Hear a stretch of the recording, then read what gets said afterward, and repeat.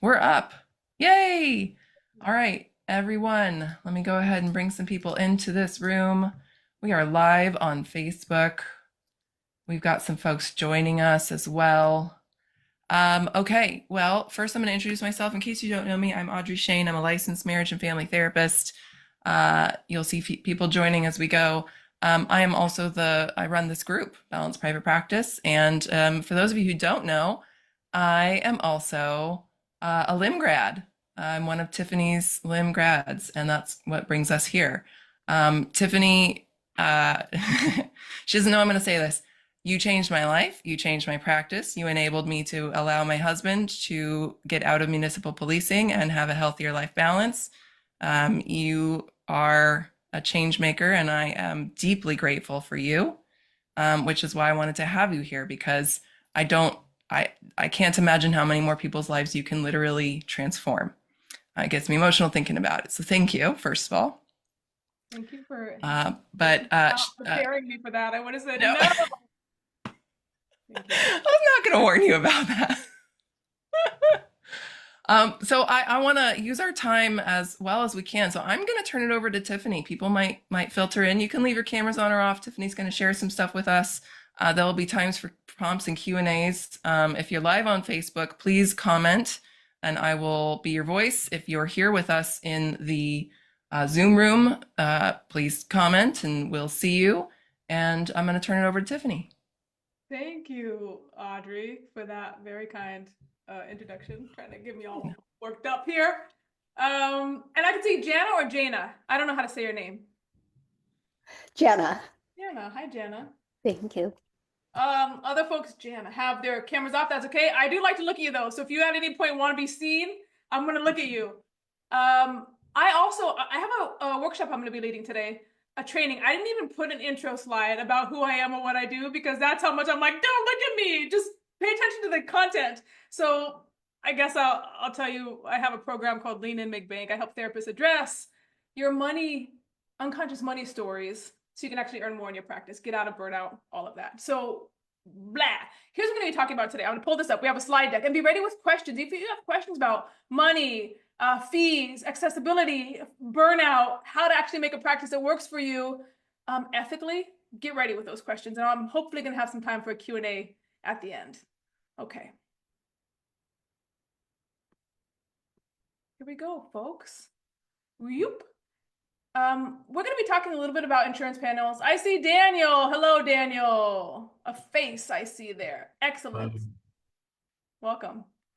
But here's really what we're going to be talking about. I know probably about half of you are on insurance panels, half of you are cash pay, maybe some of you are a little bit of both. So we're going to be talking about this idea of helping you get crystal clear about your pay structure. As we go into 2025, we're about 6 weeks in already. What do we need to be having? What needs to be happening for you to have a practice that actually works for you? Whether that's sticking with insurance, transitioning away from insurance, increasing your fees in your existing cash pay practice, I want you to leave with a clear understanding of what is at stake, regardless of the decision you make. So here are some challenges to addressing inadequate income in your practice.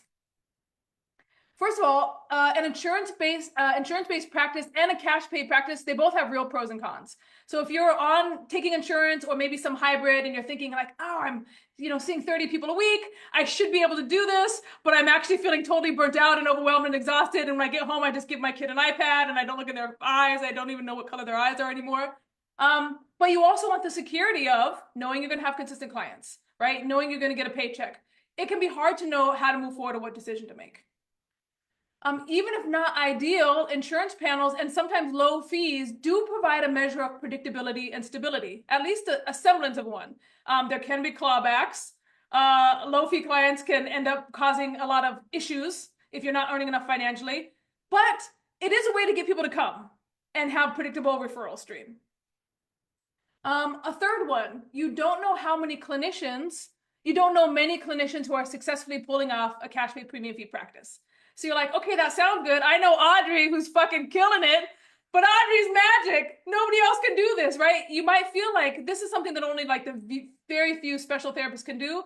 So it feels like, you know what? I'm just going to have an insurance-based or kind of this low fee practice where I'm making maybe 80 to 100K a year and working my tail off and stressed. Maybe that's just what this means, right? Maybe I don't know anyone else or too many people who are doing otherwise. And finally, it can feel scary to make big financial moves without clear signs that this is going to work. Like, okay, I like the idea of having a cash pay practice, but is it going to work? I really know I need to raise my fees if I'm looking at the reality of my day-to-day life and my time. But what if nobody stays? What if referrals stop coming in? It's scary to make moves when you don't know exactly what's going to happen on the other side. So here's a question for you all. And whether you're on if you're on Facebook, you can answer this and Audrey will read them out. If you're in the Zoom, you can type it in the chat. I'll see it. I want to know 2025, end of February, what is working in your practice today? What feels like, yes, this is working. I got this going. Type into the chat, Zoom or Facebook. What's working?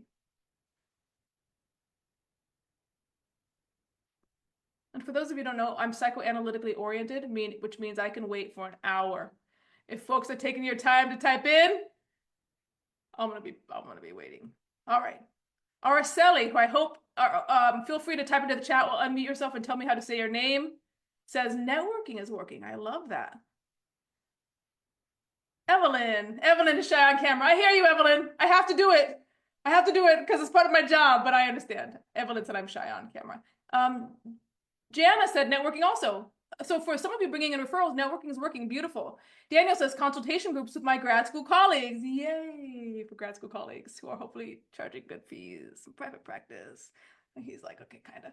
Audrey says visibility, talking about what I do wherever I can. Yes.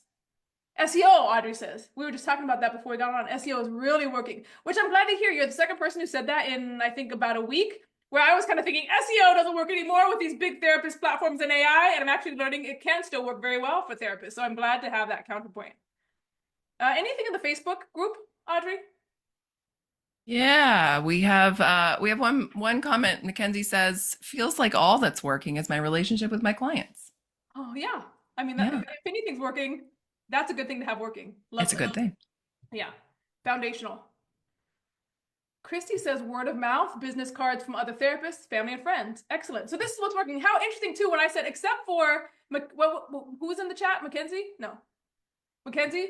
Mackenzie talked about the clinical work. Everyone else talked about marketing. So it's interesting. This group is clearly a business and marketing group. Is anything working outside of business and marketing? Like, oh, with my practice as it's currently running, I can, pick up my kids from school easily and hang out for dinner. Like, how is your practice also? Is anything working in terms of how your practice is serving your life or your relationships or your personal well-being? Anything in that realm? Audrey says, I'm done working by 3 almost daily, then straight into parenthood like a boss. Chrissy, yes, more time spent with kids. Araceli, yes, work-life balance, yay. Cooking more, Chrissy says. Okay, so there are also some ways that your practice is allowing you to live and show up in your life. Beautiful. So now the other question, what is not working in your practice today? Where are you struggling, feeling, Araceli says less burnout. Where are you struggling? What are you like? I can't figure this thing out, or this particular thing's not working. Type that in.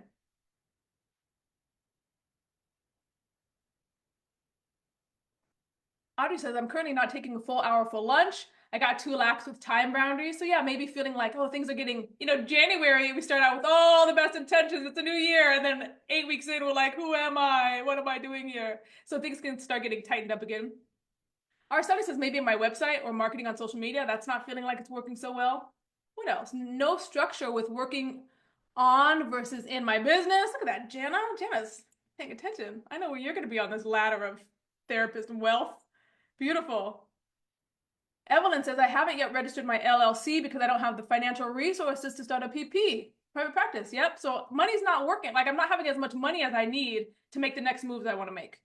Trying to master 2 modalities at once. Audrey says, Audrey is always doing all the things, getting it going, learning, growing, feeling like I don't have enough time to do all the things I want.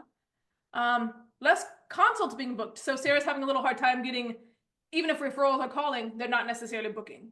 Yep. We got one in Facebook. Jean says, still seeing too many clients for fear that new clients won't come, even though I know deep down they will.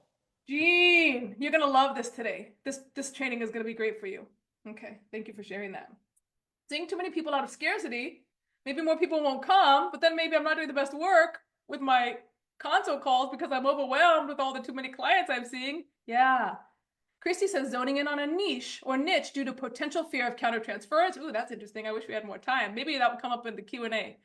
Keep that one in your pocket. Mackenzie says renting out office space in my collective, full fee clients. People want to use their effing insurance. You're gonna love this, Mackenzie. Okay, we got help for you today. And Evelyn says, my niche is so weird that I'm scared that my clients won't come either. Really interesting. Okay, I love this. Thank you for sharing, folks. So we have some things that are working. We have some things that are not working. Here's what I want for you by the end of this training today. I want you to understand the developmental milestones and professional skills needed to go fully cash pay. If you want to do that, what does it take to go fully cash pay? What does it take to raise fees? What does it take to have a premium fee practice? You will learn how the most successful therapists leave insurance panels or raise their fees if they so choose. And you will be closer to designing your own path, be that staying on insurance panels, leaving all insurance panels, or raising fees in your already existing cash pay practice, or leaving insurance panels and raising fees, right? What do you want to do and why? Let's look at all the factors that will inform that decision you're going to make as we head into middle of 2025 somehow. Okay. So I'm going to talk about this idea. This is an idea that I've started talking about for the past few months. I talked about it with my students. I talked about it with Allison Pereira's abundance group, and she emailed me multiple times that evening, like, Tiffany, I can't stop thinking about this ladder's financial growth. So I would love, it's a work in progress. So as I go through, I would love your thoughts, feedback, things you would add, things you will take away as we're playing with this idea around what emotional, psychological skills and what tactical, practical skills do therapists need at each stage of their professional growth, from working in community mental health to being on insurance panels, to being off insurance panels but having a low fee practice, to actually being all cash pay with a premium fee practice. And we got actually even go further, you know, where Audrey is, which is having a private practice and also developing or starting to develop other streams of income on the side. I didn't go that far in this ladder because I know a lot of us aren't there, but we can even continue to think about, okay, what emotional, developmental, and practical skills are needed at that level as well. This will become more clear as we go into it. So here we go. We're going to start by talking about folks who are working in community mental health and group practices. So let me open this chat again. Someone mentioned not being able to get the LLC going because you don't have enough money while you're working for someone else. Type into the chat. Who said that? I'm also going back to see. Hold on a moment. I don't see it now, but this might be where you're at. Maybe you're still in a group practice. Maybe you're working for someone else and you're wanting to go into private practice or have a little practice on the side. Here are some practical skills you need to have developed in order to work in community mental health or group practice. Practical. You need the ability to consistently show up on time. If you're working for someone else, you need to have that down. You need to be able to consistently follow a set of instructions or a checklist. It's pretty similar to grad school. You got to be able to check a box, do what you're told. Time management equivalent to what was needed to successfully complete graduate school. If you're working community mental health or group practice, you have to know how to manage your time to the degree that you got through grad school. Next, you need organizational skills equivalent to what was needed to successfully complete graduate school. If you got through graduate school, you can work in community mental health. And you also need to have the ability to participate in team meetings, communications, etc., without blowing up, exploding, having a lot of internal strife and drama. You need to be able to relate to people. These are the practical skills. And you'll see why this is important as we move up the ladder. So probably all of you are like, I can do that. That's easy. I've mastered these skills. In terms of emotional and developmental skills, you need self-regulation skills equivalent to what was needed to successfully complete grad school. So in grad school, you could have big emotional, like miss a day or two, and all your professors are like, we understand, and your colleagues are like, that's okay. That can happen in community mental health too. We have to just take, your emotional life sometimes get out of hand. You might have to take a self-care day to get back on track. You have to have the capacity to navigate unexpected external circumstances equivalent to what was needed to successfully complete grad school. What this means, if you're on your way to the community mental health job, but you kind of cut it too close, and then you saw you were out of gas, and you're like, oh my gosh, now I got to fill up my car. I got to get there. You might be a few minutes late. Okay, you can make it, right? External life circumstances kind of get in the way, but you can still work at that job without taking much of a hit. You have a salary. Your boss or supervisor is more or less going to be like, we understand. We need you to work. Come in. We'll tolerate some of that. Relationship to authority. We're going to be looking at this at each stage as well. Typically, when you work for community mental health or group practice, you still need to tussle with authority figures who stand in for parental objects. There's some part of you who needs to have a boss or a supervisor who they just don't see you, or they're, holding you back, or they're, you still are in some part of you is interested psychically in having someone over you who you can be mad at and look for pleasing from. Look for, I'm doing a good job or I'm doing a bad job. This typically is existing in a group practice, community mental health. And often when you're working in community mental health or group practice, you require external motivation to follow through with tasks. You might be tired, you might be, oh, I don't want to do this, but that supervisor is going to be looking at whether you did your job this week or not. So that external motivation gets you to get things done. If people aren't looking, or maybe there's things you can get away with, you might do that. In this position, you can't do that. Is this clear so far? Type into the chat, yes, I understand. I'm confused. Tiffany, what the F are you talking about? Take a moment to type it in and then we'll move to the next. Yep, okay, people are getting it. Anything surprise you about this? Anything stand out? Any insights you're having even while looking at this about your own practical or emotional developmental phase? I'll give you a moment to reflect on that. Type in an answer if you have one, and then we'll move to the next.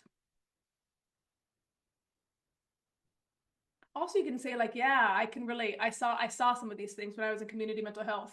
I saw some of these things in myself. Also, I just realized I'm holding 2 cups. Cool. Sarah says the relationship to authority is really interesting. Okay, Sarah, type into the chat. What stood out to you about that? And anyone else too, type in what stands out to you about that. And then we'll move to the next and you'll see how that develops. I think that's, I like that you highlight that as well. When we have people who are like, oh, my toxic agency job, or, oh, this is so terrible. It allows us to externalize responsibility or allow someone else to be responsible for our wins or our fails. We can outsource that. As long as we stay in a community mental health position where there's someone else who can say yay or nay, you're doing good or not, and you kind of respond to them, there's something you need to work out in that realm. And the moment you're done with that, you're done typically with community mental health. Like, I don't need this game anymore. I don't need this relationship to authority dynamic, or at least I don't need to play it out here. I'm gonna keep it moving. All right, here we go. Zaria says, relieved to work for myself, so I don't have someone in authority to report to.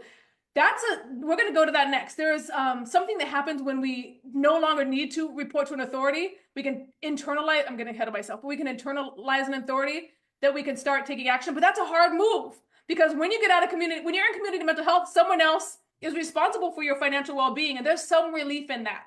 You're being taken care of. There's some relief in that, and it's a developmental milestone to move into a different phase. Sarah says, I hated the agency I worked in after my BA, and was glad I never went into community mental health after my MA. So maybe it's because of the authority aspect. Yes, pay attention to that, Sarah, as we get into this next phase. It'll be interesting to see how it shows up or not in each of your next phases.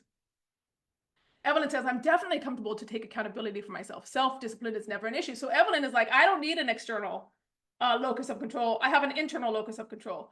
I suspect that's why you went into private practice, because you are like, I am self-motivated. I can make it happen. All right, here's what's next. The next phase.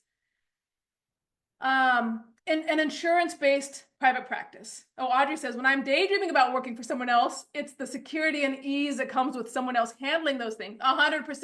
There is a security and ease in being able to like, know I'm going to get a paycheck. Know that I have this list of things I'm going to get done and someone's going to say yay or nay. Pros and cons to that, for sure. And I think someone like you, Audrey, who's moved into these next phases, that fantasy is quickly replaced by the reality.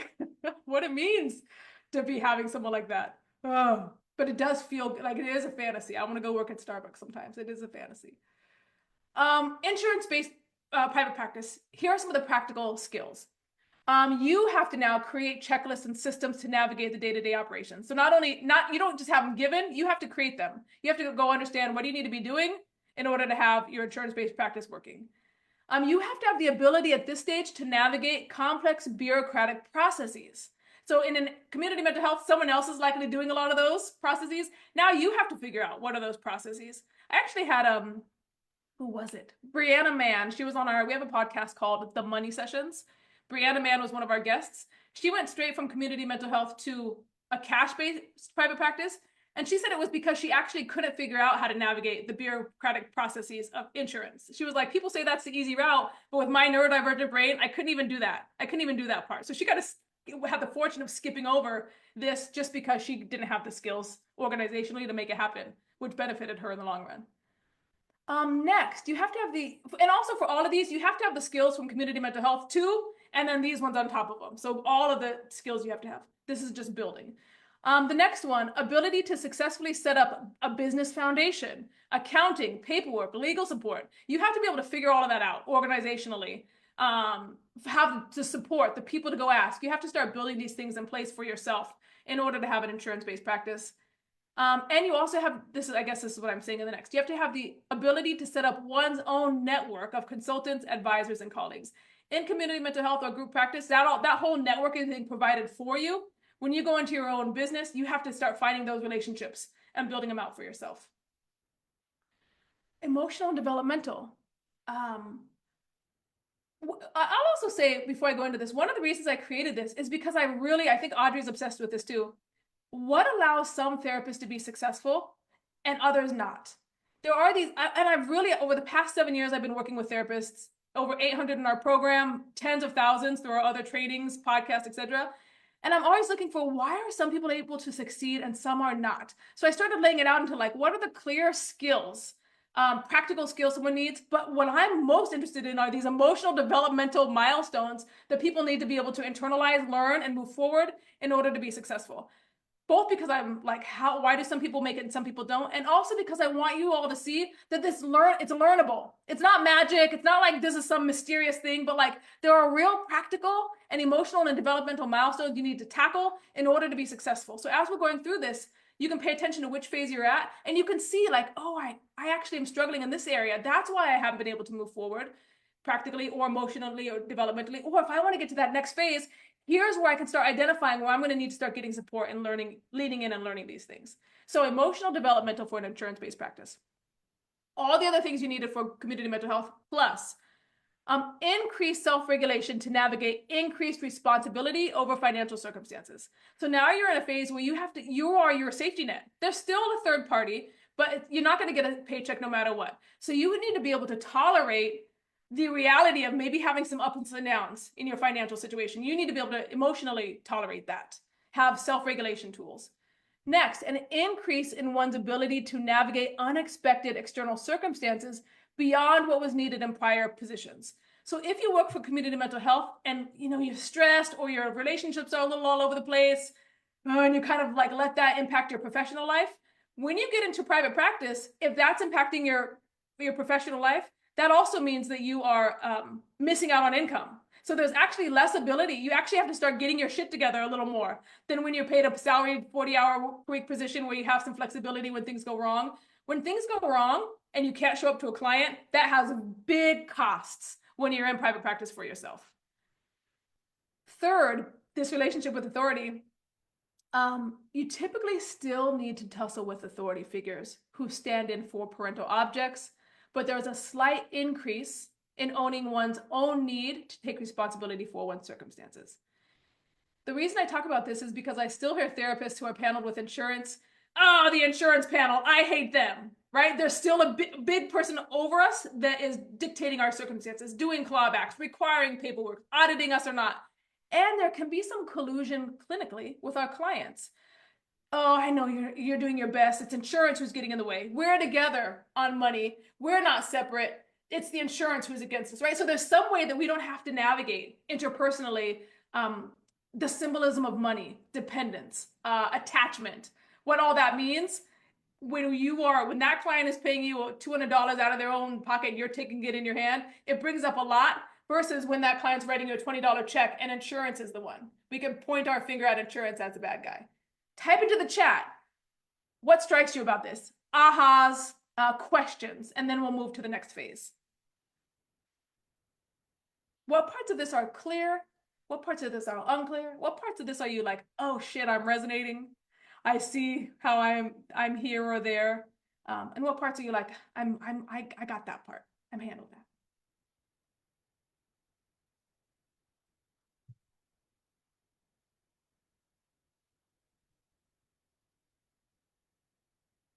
I see other people in here. Oh, a lot of folks. Hi, everybody. Evelyn, great point about having insurance as a scapegoat for fuck ups. That's right. Oh, interesting, Evelyn. Yeah, insurance can serve as a scapegoat. Something happened, insurance. You don't ever have to raise your fee and navigate the issues that come with that. You can try to get insurance to pay you more, and if they don't, you can say, "Oh, insurance. Oh, my dad, right? My mom." It's kind of this still authority figure over us. Audrey says it really displaces the responsibility of facing money, both with the self and with the clients. That's right. And we can say, again, this is a developmental phase. We might be in a season of life where we're on insurance panels. We're starting to think maybe we don't want to be on them, but we have some young children at home, and we're like, we don't have the emotional space to actually start making these moves. You might be in a season of your life where it makes sense to have an upper authority figure, like, I just got to have someone else handling these things so I can navigate my day-to-day. But you'll start to be able to see, like, okay, what are the skills I would need to develop if I wanted to get beyond this? What are the emotional and developmental milestones I need to reach if I want to get to the next phase? And what kind of time and energy and bandwidth is that going to take? And what kind of support do I need to take? What kind of support do I need to get to that next level? Evelyn says, I definitely intended to be only self-pay from the get-go. Excellent, Evelyn. Well, let's take that to the next phase, which is self-pay, cash pay, but with a low fee practice. And when I say low fees, this could be what low fees are to one person is not what low fees are to another person. When I say low fees, I mean you have not sat down and done the math to see what you really need to have a life of ease and peace and freedom. And you're charging less than you need to earn in order to show up fully, presently, in your practice, with your children, with your partner, and for yourself. So low fees are whatever fees are lower than you need to be having the lifestyle and ease you want. So here are some practical skills with a low fee practice. You need to have, and this is also off insurance panels. So by the time we've gotten off insurance panels, maybe you're charging 80 to 150, whatever that looks like. People, maybe you have a sliding scale, so you have people at different rates. By this point, you have to have basic development of sales and marketing skills to find clients. You're no longer taking insurance and having referrals come that way. So you need to start understanding, okay, how do I bring people in? How do I have people come find me?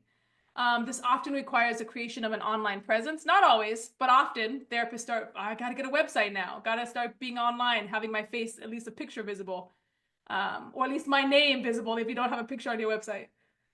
You have to have increased participation in professional communities, with all that brings up for us, just start networking, talking to colleagues, an increased ability to set boundaries and hold expectations with therapy clients at this point. You get paid when they show up. You don't get paid when they don't show up, which means you need to be having policies and enforcing them in ways you don't necessarily have to when you have insurance-based clients.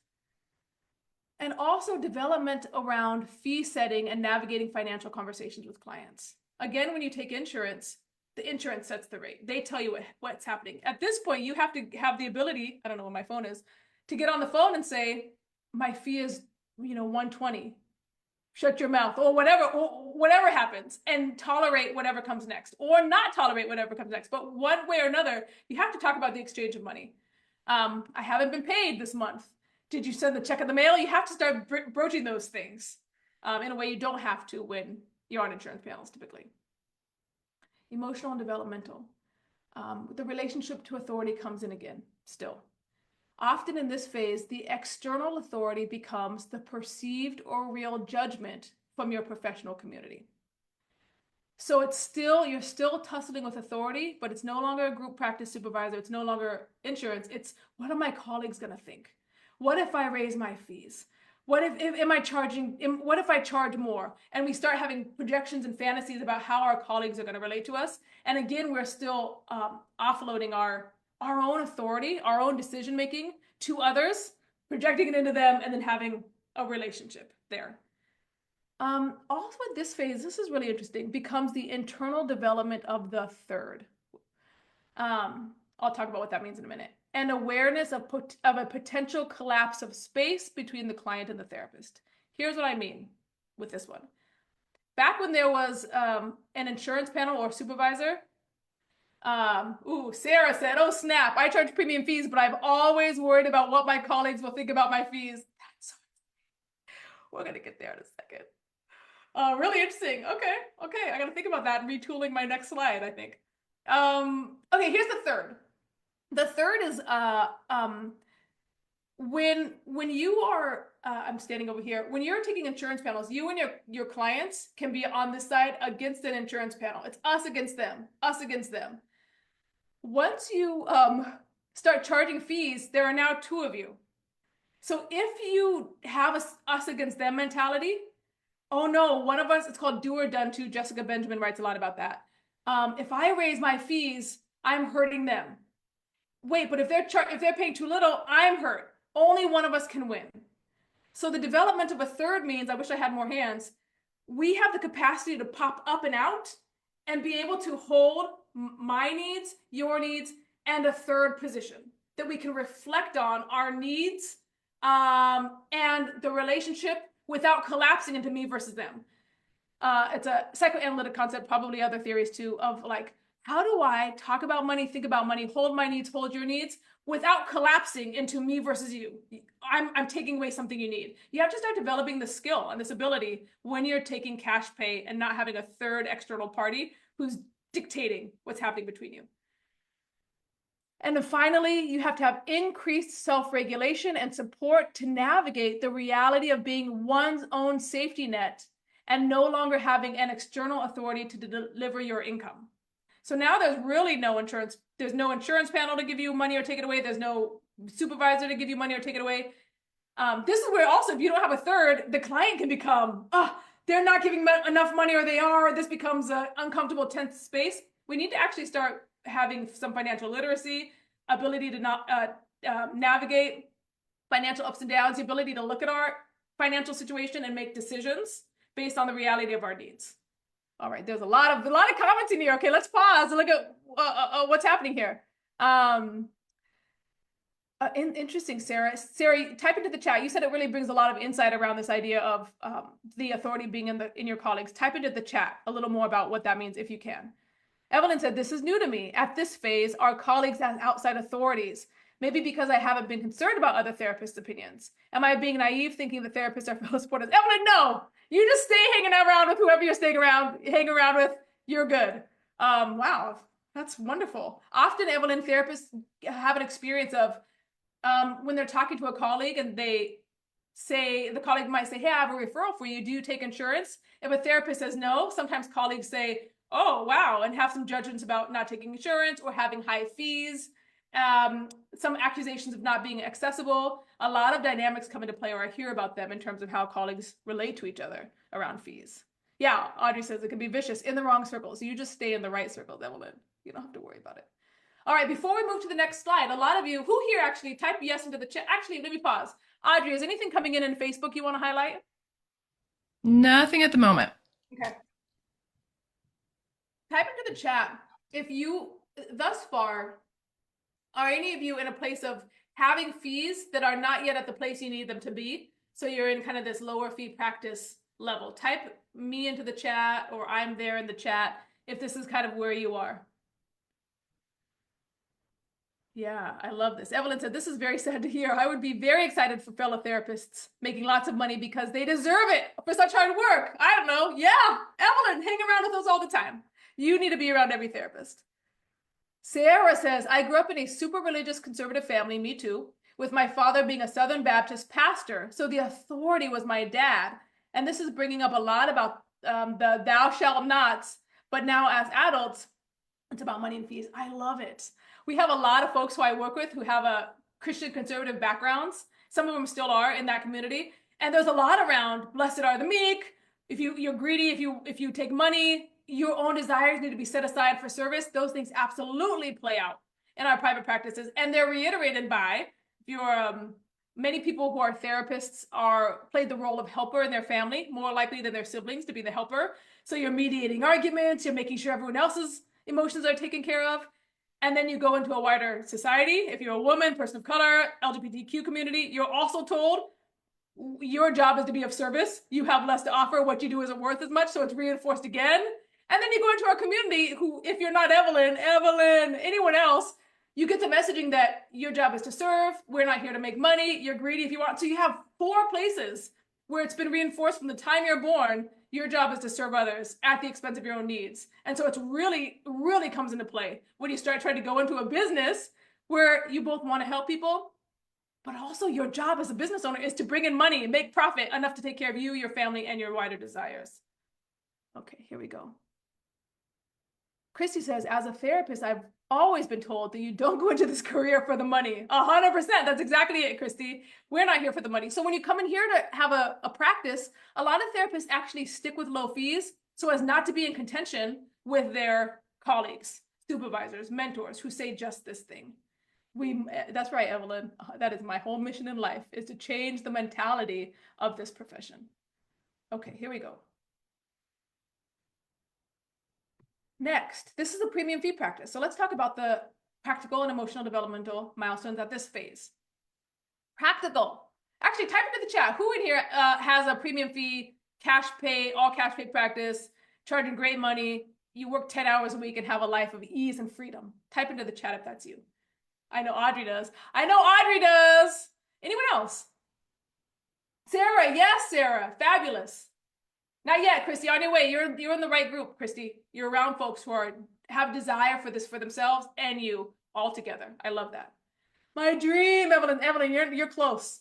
You're already with the people who are supporting you in this, so you're on your way. Beautiful. You will get to this, yes. And Zariah is close. Beautiful. All right, so this is for those of you who are there.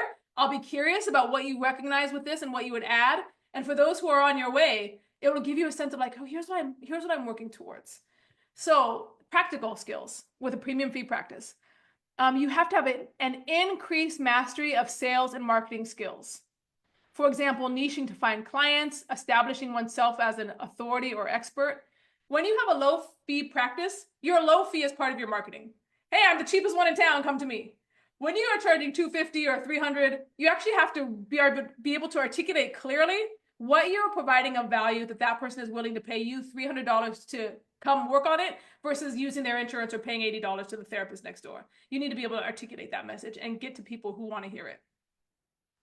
You typically, this is not always the case, but typically have to have a professional online presence.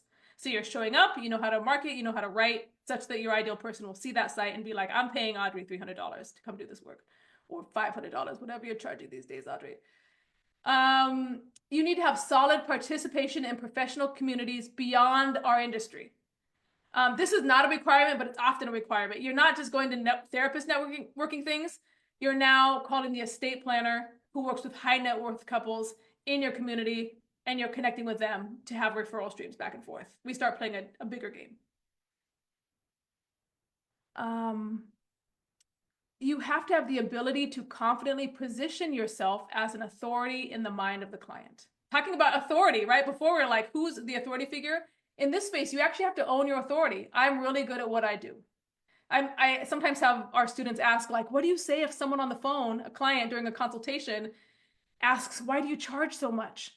And I'm like, because I'm good at what I do. And the story, you have to be able to own that you're good at what you do. Non-defensively, not like, because I'm good, right? It's just a fact. You have to own that within yourself.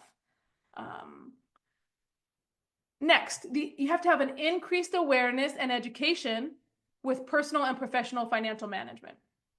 You have to understand how to work with your money. You have to, like often at this phase, you're having other people help you with your money, CPA, tax people, bookkeepers, and you're paying attention to your numbers. It's hard to be charging $300 per session if you haven't already worked through what that means for you, how it impacts your day-to-day life. You have to have increased confidence around financially investing in your business growth.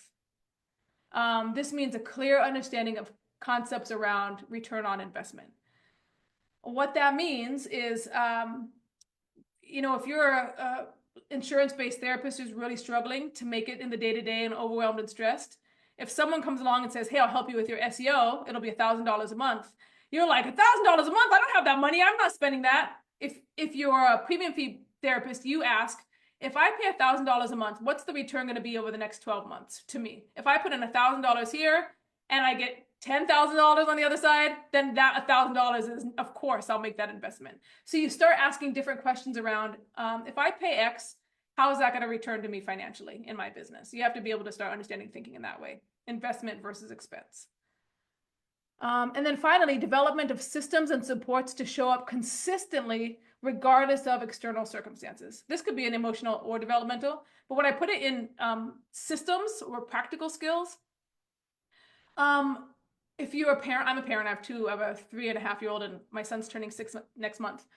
This means if I have I don't see clients anymore, but if I had a full day of my 4 clients, let's say, and my kiddo gets sick, I need to either be able to take that hit and say, okay, my kid's sick, or I need to have already developed a backup of my 3 babysitters who I'm going to call when my kid is sick or there's a day off. So there's no longer this like, oh no, life is lifing, and every time something happens in life, I'm sick, my kid's sick, my partner's sick, a car crash. Ugh. If you're kind of operating in a lower kind of game, then every time something happens in life, like my father-in-law passed away very suddenly last year, but everything's thrown off. But if you're playing this game, operating at a higher level, you are preparing for the contingencies of life, even the unanticipated ones. What could happen this year? What do we have in place to support ourselves? Because you can't just be missing work at every game. You can't be having someone pay you $300 a session and be like canceling on them every couple of weeks or showing up late to your sessions. You need to have your life worked out and systems in place to make that possible. Buffers built in. I love that, Audrey. You have buffers built in. Let me pause. Audrey, say more about that. Yeah, and this is a huge piece of what I talk about. But buffers are, I don't see my first client till 9 a.m. because I know that between the time my kid gets up and the 9 a.m. spot, I can problem solve anything. I can problem solve a sick kid. And if my kid's not sick, I get to exercise, right? So my exercise is there. And the thing that takes the hit if my kid is sick is my workout. And that doesn't cost me anything. I have contingencies for who my people are. I have buffer zones built in everywhere to be able to manage the life when life happens. I have a financial buffer in my business account that I never go below. That I know I can suddenly take a week off and I can still pay myself, no problem. And so that's buffers. You got to have the buffers. I love that. Those are every one of those beautiful examples of what it looks like to have your shit worked out. And look, this doesn't happen tomorrow, but if you're thoughtful about, you now see, this is something I need to have in place to have a premium fee practice, a life of ease and freedom. This is what I need to work towards. It'll help you identify in the moments of crisis that crop up. Oh, there's a world where this crisis could happen and I'm taken care of. What would I need in place to have that world exist 12 months from today? And you start planning for it. There's this woman, Marissa Escabel. She has a Codepend Dummy podcast, one of our students. And she tells the story on the podcast, so I can share it here. She wanted to join our program maybe back in 2020. And she emailed me and she's like, everything is terrible. My computer got stolen out of my car. And then I got my tooth, something happened with my tooth, so I have to pay this big dentist bill. So I wish I could join your program, but I can't. And I think she said I wrote her back something like, what if you had the money to pay for any of those things, such they didn't throw you off at all? And she was like, mind blown, right? Like life is always going to life. So what kind of buffers, what kind of contingencies do you have built in because you plan ahead, understanding that this is what life actually means? Life is never going to be smooth because the world exists. So what do you have in place to navigate that? This is how a premium fee practice owner thinks. All right, emotional developmental. Relationship to authority. Here we go. Therapists in this stage, this is not 100% true, but we're getting closer to. Therapists in this stage are much less limited by internal or external authority figures when it comes to their business decisions. So they might have a parent inside, we have our internalized parents, but that person's not ruling their decisions. They're not like letting external or internalized authority figures tell them what they can or can't do. They are making decisions about, here's what I can and can't do. I'm a boss in my life.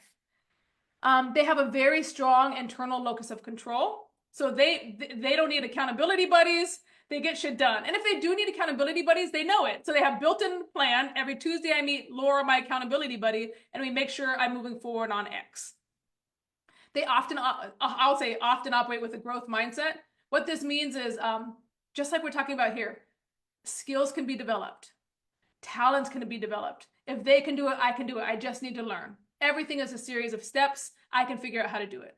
Feedback is critical. I want all the feedback I can get.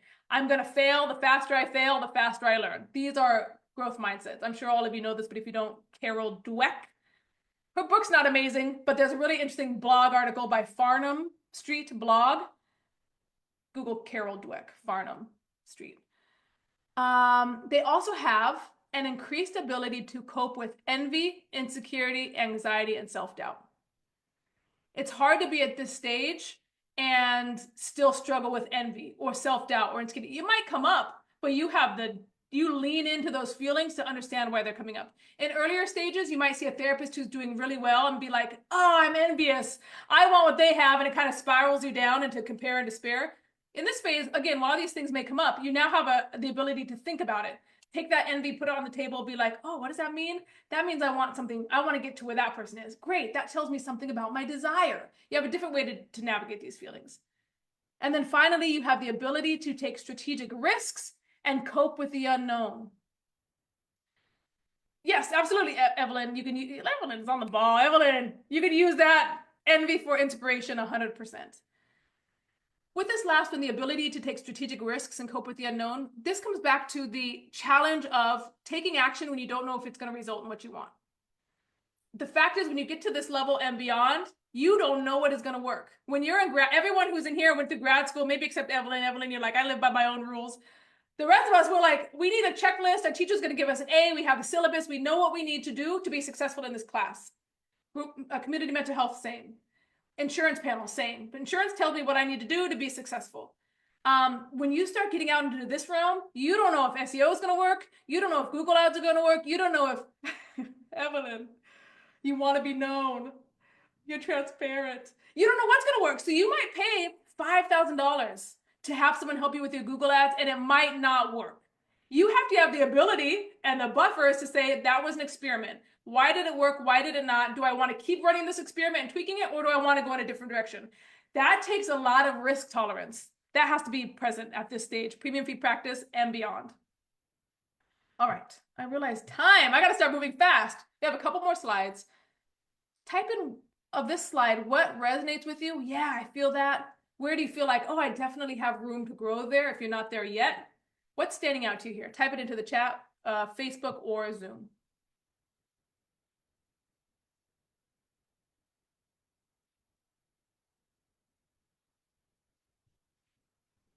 I'll drink my 2 coffees, my tea and my coffee at one time. Audrey said what really stood out is the ability to, the ability to cope with envy and what it can teach you. That one resonates. Me too, Audrey. I remember I used to look at Alison Pereira and be like, how did she do this? And then I like called her and said, can I present about you on stage? And then we became friends. So it's like, how do we use envy to fuel connection, desire, closeness? Zaria says, I need more financial buffer. Yes, that's a great one to pay attention to. Like just the reality of, and we'll talk about this in the next slide. I'm the kind of person who can take bigger risks when I have a financial buffer. I feel safer. Some other people are like, I'll just jump off. I don't care. So really being aware of what you need to have in place to take risks is important. Evelyn said, marketing is my weakness. I'm a total embryo. Evelyn, yes, I hear you. I thought I was great at marketing until last week. I finally said to my team, I realized I suck at this and I'm the one in charge of it. We need to find someone to help us with it. Marketing's not everybody's favorite thing. And it's a skill that we need to learn. So you can either choose to do it yourself or hire someone to do it on your behalf, for sure. But you got to do it. All right, let's look at this next. Anything in Facebook, Audrey? Yeah, Amanda says, I love the distinction between needing a sturdy self, because if you pull others to find the right option, you'll get lost and regress quite easily. Interesting. Oh, That's nice. That is. Can you drop that in this chat? Yes, I can. That might get added to the slide. That's wonderful. Good. Thank you, Amanda. Interesting. That's right. Okay.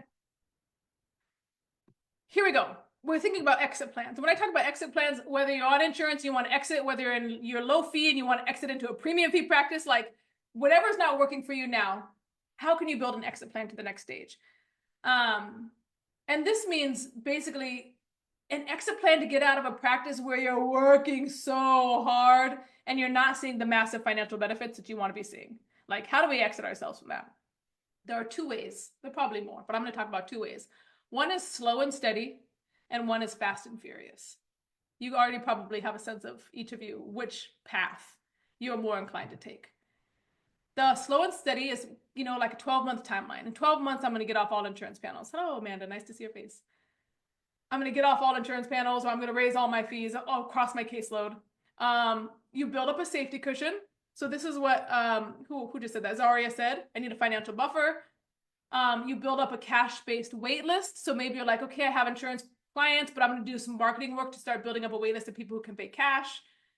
I give clients 1 year notice. So like, okay, folks, 6 months or a year, I'm going to raise my fees to $200. You start processing that early. The approach is all ducks are in a row before taking action. Amanda, we're glad you're here. You don't want to be on Facebook all alone. You could be in the Zoom room.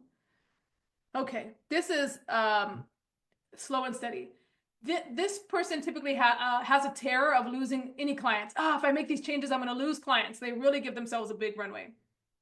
If we think about the math, if you're on insurance panels and you're currently earning $75 reimbursements, if this person goes up to $150, she can lose half her caseload and still be fine. Half of the people could leave and you'd still be making the same amount of money, and now you have double the time. But this person typically anticipates losing her entire caseload. So she's like, everyone's going to leave if I make these changes. So I really need to be prepared for when that happens. The next type of exiting is fast and furious. This person typically has a 3 to 6 month timeline. I'm going to make these changes, get off panels, put in my letters, raise my fees. In terms of finances, they say, I'll figure it out. It's fine. Whatever happens, I'll be able to manage it. They call all insurance panels first. So they're not like telling their clients, I'm going to get off eventually. They're literally just calling insurance saying, how do I get off? It's 3 months. Okay. Right. They're just making it happen. They give their clients 90-day notice. Like, okay, in 90 days, I'm off all panels. Here's what this is going to mean. Fees are $200. Okay. Let's navigate it.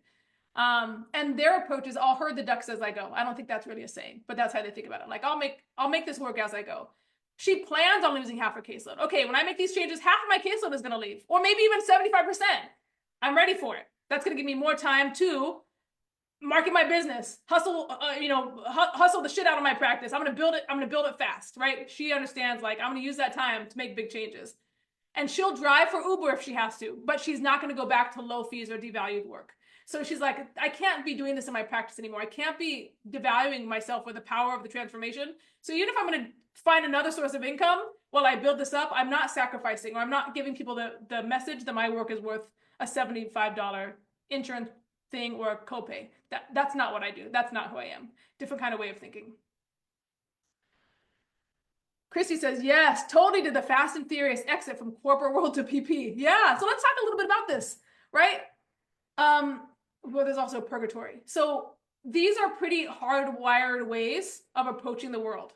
There's a Colby. I'm not big on like personality profiles or indices, but I like this Colby assessment. And one of the things it talks about are people who are quick starts versus slow starts. And quick starts are fast and furious. I'll take big risks. I'll jump in and kind of build the boat as I'm going. The opposite of that, they're not called slow starts, but I'll just call them that. They're definitely like, I want to make sure we're safe, everything's managed, my family's going to be taken care of, and I'll make it happen. Both of them are fine. You just have to know about how you operate. Slow and steady pros, there's very little risk, and it's easy on the nervous system. So you can kind of pay attention to what's happening in your life and determine, like, okay, what do I got to do to make sure I'm safe? Cons is that you might get stuck in the insurance purgatory. So you might actually, if you're waiting till you have your big cash pay practice list before you get off insurance panels, you're not going to ever get off insurance panels. Audrey's like, yep. Because you're not going to be the kind of therapist who can charge $300 while also taking a $20 copay. They're different kinds of therapists. So if you're not having deadlines and making it happen, you won't ever do that exit plan. So that's one of the things to pay attention to in the slow and steady category. The fast and furious is high risk, high reward, and big learning. So you have to be ready for the nervous system impacts and have lots of supports to be able to manage this. It can be scary, and you have to be ready to figure shit out no matter what. So for all of us, you have to leave, that's right. If you want to leave panels, if you want to raise fees, if you want to go cash pay, it's important that you get very honest about your timeline and start figuring out exactly what your cash pay rate will be. Oh, actually, we have this calculator. Hey, look at how I set this up. We have our Fun with Fees private practice fee calculator. You can use your phone and take a picture of this QR code. We'll also, Audrey will drop it in the, wherever you leave this. With this, we actually have you get crystal clear about the kind of life you want to have. What is your current daily budget? We walk you through that. I think we have a video too. What's your dream budget, right? Like you're traveling every quarter for the weekend and you take one international trip a year that your whole family can go on. You have your retirement. You're contributing regularly to your retirement. Your student loans are paid off within 3 years. Like what do you need to really show up and live? And then what do you need to charge? That also includes how many days you're working a week, how many weeks are you working a year, and then this will give you the fee you need to be charging. And you can use this to make a determination about what's my plan. Based on who I am, what's my plan? So definitely download this, do this Fun with Fee calculator if you have not yet. I'm gonna pause there. We have 5 minutes, it's not a lot of time, but if you have questions, actually before we do questions, please type into the chat, what's your biggest takeaway from going through this the ladder of financial wealth for therapists? What struck you the most? What's your biggest aha? Type it in. And then also we may have time for a question. If you have one, type that in as well, here or on Facebook. Every slide, Evelyn was like, every slide. Evelyn, what's your biggest one? What's your biggest takeaway? Type it in. Good, okay, that's good. It's good presentation. I've been thinking about it a lot. So Tiffany, can you and Ramit collaborate? You two are my favorite. Oh, putting me in a room with, actually I have a picture of me. I was on stage with Ramit and he told me it's a long story, but you know how Ramit is. I love what you do. It is random. I know Ramit. I mean, he doesn't know me, but I know him. Okay. Amanda, just trying to butter me up. Audrey, I really need to play big for the next steps. Yeah, and Audrey, I didn't do like what does it take to scale beyond, right? But that's definitely something in my head. Like, what is that level then? What does it take there? The third person principle. Sarah says, my biggest takeaway is that I can charge premium fees and still have so much money mindset work to do. They go hand in hand. We all do, Sarah. Anyone in America, probably anyone in the world, we have money work to do, especially women, people of color, folks in the LGBTQIA community. Like, we've been fucked when it comes to money. There's a lot of work that needs to be done. And the system is actually colluding to have us stay broke. So it takes a lot of deconditioning to start saying, I'm actually going to earn what I want to earn, take care of myself and my family, and build wealth for us and my people. That's what we do in our program. We do both like the deconditioning, the relational work, emotional, we basically go through the things on this ladder and the practical steps. Okay, like what is my timeline? What do I actually need to do concretely to get from where I am to where I want to be? All right, more takeaways. Because I see deficiencies in personal finance knowledge will block us from filling out your calculator in a good way. Amanda, fill out that calculator. I even have, you don't see this here, but I have like a nice talking you through writing to give you some courage to go through the calculator. And people go through it and they're like, some people get a really low number and I say, you didn't dream, show me what you dreamed. People will email me after and say what their number is. And some people get a number that's like $800, I could never charge that. When you get a number like that, it can be discouraging, like, oh, I can't do it. But how I want you to think about that is like, okay, $800 per hour is what I need to truly live my life. So what does it take to get there? That might not mean you charge $800 in your private practice. What that means is you get your private practice to the point where maybe you're charging $300 and you have 10 people only a week. And then you can start thinking, what do I need to do to get that next level of income? It doesn't mean you can't get there. You also might have $800 fees, but there are different ways to put the puzzle together. But the most important thing is you get honest about what you need to actually be taken care of. Because in this world, nobody's going to take care of your financial desires. Nobody's going to give you permission to go after what you want. You have to do it for yourself. In this, I will, Audrey will, but a lot of people in your life will discourage you. So you really need to find the people who will encourage you. Okay, here we go. Evelyn, biggest takeaway is probably the fact that I can get stuck in the purgatory. Ooh, I am in one now and I'm stacking my ducks too much. I love it. I'll say in this last 30 seconds, we have some students who go through our program and they don't make the changes during the program. If they stay connected with a group of people who have made the changes, they do. But if they find themselves in a community of people who are still on insurance panels, what I have seen is that they stay stuck. So you really you must develop relationships with people who are already doing the thing you want to do versus people who are talking about it or wishing for it. Otherwise, people get stuck in the purgatory together. Here we go. Finally. Ooh, yay. Yes. Okay, thank you. Amanda, I'm reading your thing. All right. Here you are. Sarah says, you know what's funny is that I did your calculator like 3 years ago and the fee was 300. And I was like, there's no way I could ever get there. But here I am charging $325 an hour. Yeah. Folks, thank you so much. Audrey, let me close this. Thank you for having me. I realize we're at time. This has been a pleasure. Your community is fabulous. This community has been informed a whole great deal by the work that I did in LIM, and I have been so committed to creating a truly supportive community of people that can support big dreams, big financial dreams, and stretching. And I actually don't even have to moderate my community; they moderate themselves. It's so incredible to see, because you know what a shit show so many therapist communities can be. Yes. But yeah, I just won't have that, and the people in my group know that, and it's a great place for us to be in community around exactly this. Thank you for inspiring me too. I wouldn't even start a Facebook community because I'm like, I can't. So you're letting me see, like, actually it's possible to have really thoughtful, kind, engaged people in Facebook supporting each other, like Evelyn, who never even heard of, therapists trashing each other. Evelyn, my best friend. Thank you. Love it.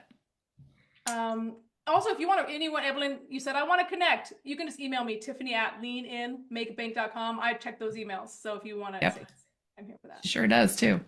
All right. Well, we're going to wrap this up. Thank you, Tiffany. Thank you, community, for being here and participating. Of course, the replay will be available in the group.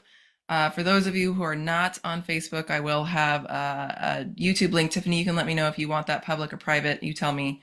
But I'll have a YouTube link for my non-Facebook folks to be able to review the video. And you're more than welcome to drop questions in the comments and let us know if you have anything follow-up that you need from us. But it's just such a pleasure to have you here. Thank you so much. Thank